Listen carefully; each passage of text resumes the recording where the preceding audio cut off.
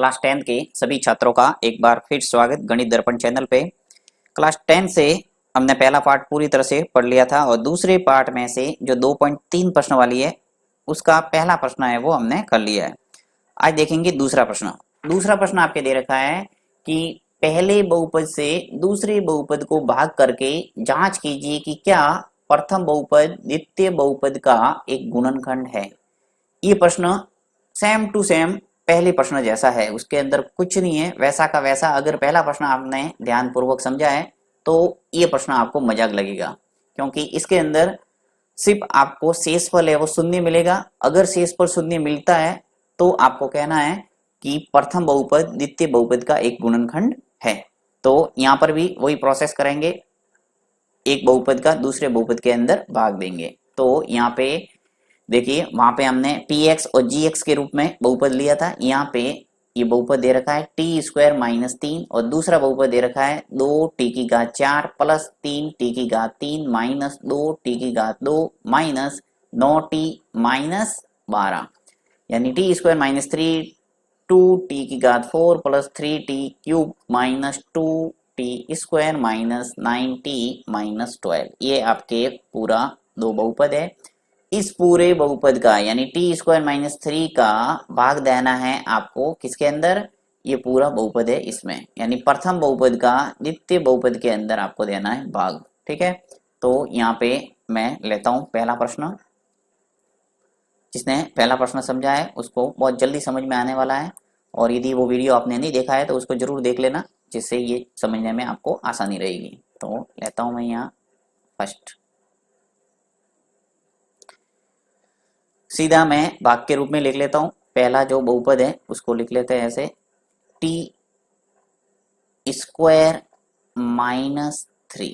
ठीक है, ये पहला बहुपद लिख लिया और इसका मुझे भाग देना है इस बहुपद के अंदर। तो सबसे पहले मैंने आपको पहले सवाल के अंदर भी बताया था कि हमेशा जो चर की घात है वो एक क्रम में होनी चाहिए, यानी उच्चतम घात पहले, उसके बाद में छोटी, फिर छोटी, यानी एक तरह से कह सकते हैं अवरोही क्रम में होनी चाहिए। तो यहाँ पे देखिए टी की घात 4 पहले है, उसके बाद टी की घात 3 है, फिर टी की घात 2 है, फिर टी की घात 1 है और फिर अचर पद है। तो बिल्कुल परफेक्ट बना हुआ है। अब इसमें आपको कोई छेड़छाड़ करने की आवश्यकता नहीं है, एज इट इज लिखना है वैसा का वैसा। तो लिख लेता हूं मैं यहाँ पे, लिख लेते हैं सभी।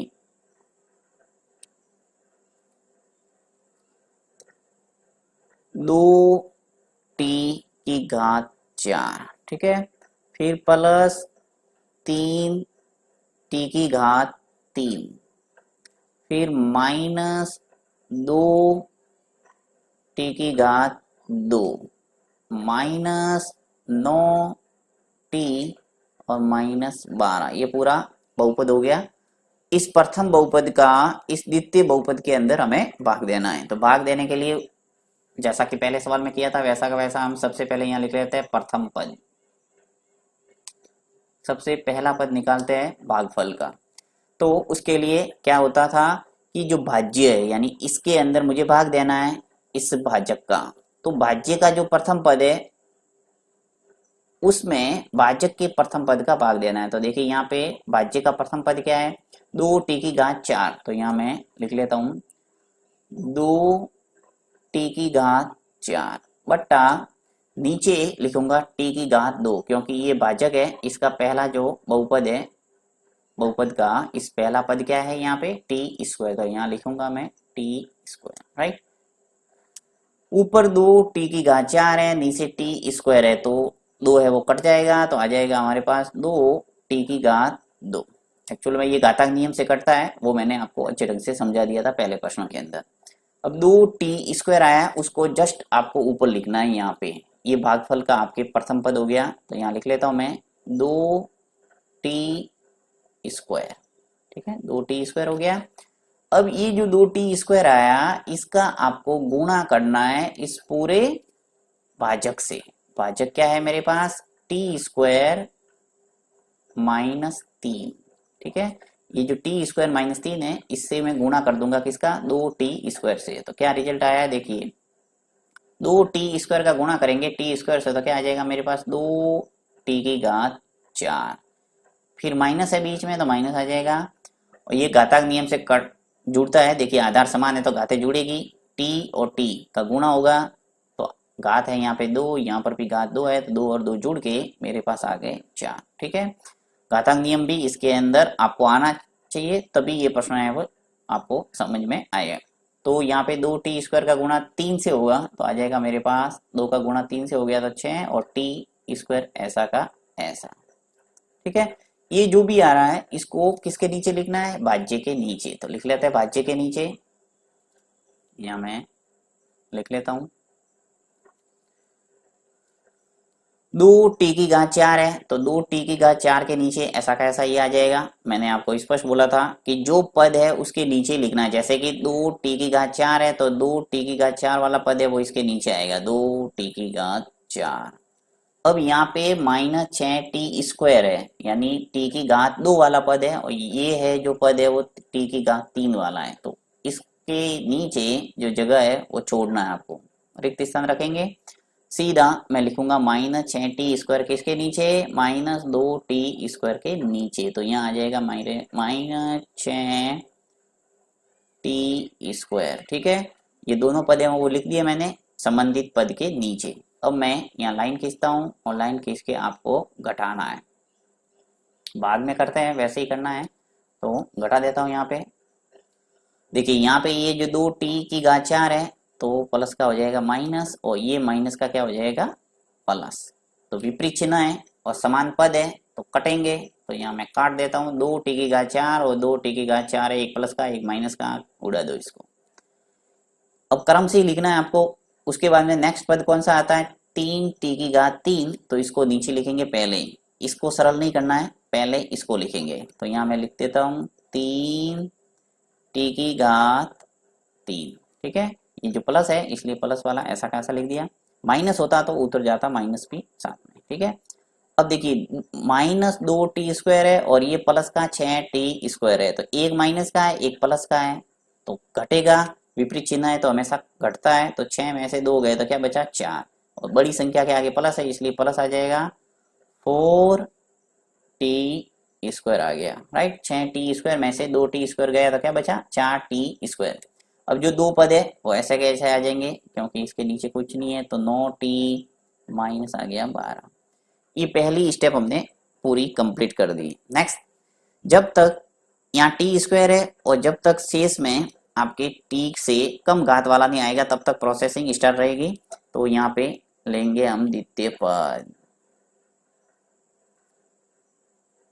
द्वितीय पद, और द्वितीय पद के अंदर वही काम, सबसे पहले भाज्य का प्रथम पद, भाज्य का प्रथम पद क्या है मेरे पास 3t⁴। ठीक है, इसके नीचे क्या आ जाएगा, ये जो भाजक है इसका प्रथम पद, भाजक का प्रथम पद क्या है t², तो भाग दे दो, 3t⁴ है, इसके अंदर भाग देंगे t² का, तो एक टी बचेगा और आ जाएगा 3t। ठीक है, 2 है वो कैंसिल हो गए 3 में से, तो यहाँ पे 3t आ गया, ये जस्ट आ जाएगा ऊपर हमारे, ये प्लस वाला 3t आया इसलिए मैं इसको प्लस लगा के लिख दूंगा 3t। यहाँ अगर माइनस आता है तो माइनस साथ में आएगा और -3t लिखता, परंतु यहाँ प्लस है इसलिए +3t है। ओके, नेक्स्ट, अब इस 3t का गुणा करना है किससे, पूरे भाजक से। भाजक क्या है मेरे पास t² -3, जिसका हम भाग दे रहे हैं उससे, तो ये पूरा लिख लेता हूं मैं, यहाँ पर भी मैंने वही किया था, देखिए t² -3, तो t² -3 गुणा कर दो, 3t का गुणा t² से करेंगे तो क्या आएगा 3t⁴, और 3 का गुणा 3 से होगा तो आ जाएगा हमारे पास 9 और t, राइट। इन 3t का गुणा 3 से करेंगे तो 9t आ जाएगा। ये जो भी आ रहा है उसको नीचे लिखना है इसके, तो लिख लेता हूं मैं 3t⁴, पहला पद तो सेम है, 3t⁴ वाला है, इसके नीचे लिख दिया। अब देखिए ये t वाला पद है और यहाँ ये जो सेकंड पद है वो t² वाला है, तो यहाँ पर भी मुझे जगह छोड़नी पड़ेगी और ये मैं लिखूंगा t के नीचे, तो 9t है, इसके नीचे लिखना पड़ेगा मुझे -9t।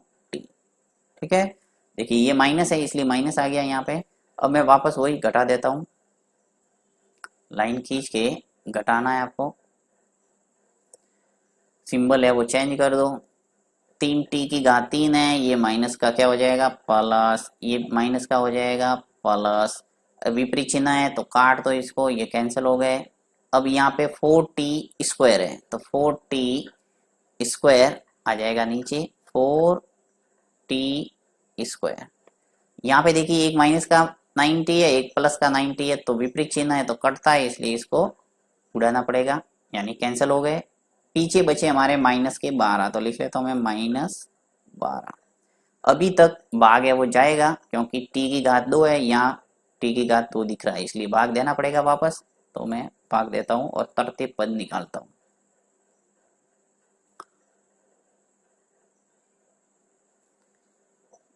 यहाँ आपको लिखना पड़ेगा तृतीय पद।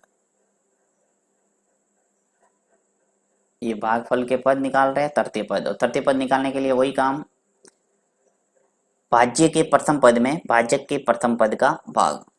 तो भाज्य का प्रथम पद क्या है यहाँ पे 4t स्क्वायर, तो 4t स्क्वायर, इसके अंदर मैं भाग दूंगा किसका, इस t स्क्वायर का। सब जगह हमने t स्क्वायर का ही भाग दिया है क्योंकि भाजक का प्रथम पद फिक्स है, भाज्य का बदलता रहता है।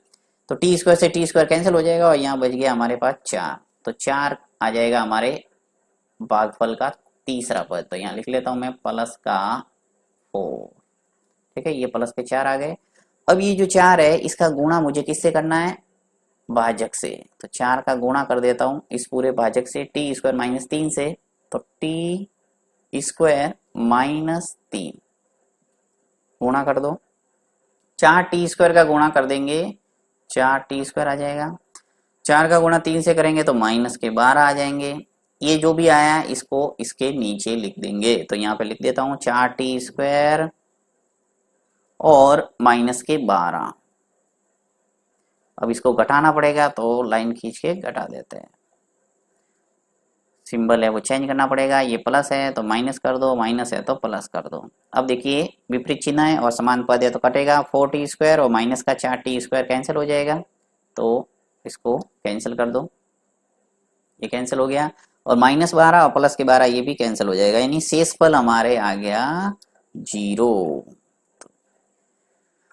अर्थ कह सकते हैं कि प्रथम बहुपद द्वितीय बहुपद का एक गुणनखंड है। शेषफल अगर 0 आता है तो प्रथम बहुपद द्वितीय बहुपद का गुणनखंड होगा। यही प्रश्न के अंदर पूछा था। देखिए यहाँ पे क्या पूछा है कि पहले बहुपद से दूसरे बहुपद को भाग करके जांच कीजिए, तो हमने भाग दे दिया, जांच कर दी कि क्या प्रथम बहुपद द्वितीय बहुपद का एक गुणनखंड है, तो हम लिखेंगे यहाँ कि हाँ प्रथम बहुपद द्वितीय बहुपद का एक गुणनखंड है, क्योंकि शेषफल क्या है 0। तो अंत में आपको किस ढंग से जवाब लिखना है वो भी मैं लिख के आपको बता देता हूँ।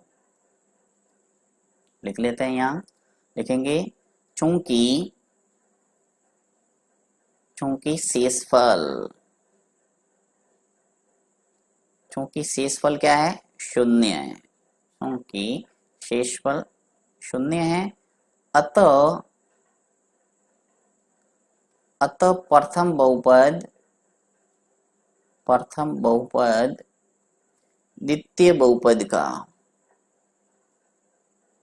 बहुपद द्वितीय बहुपद का एक गुणनखंड है, ये आपको लिखना है प्रत्येक प्रश्न के अंदर।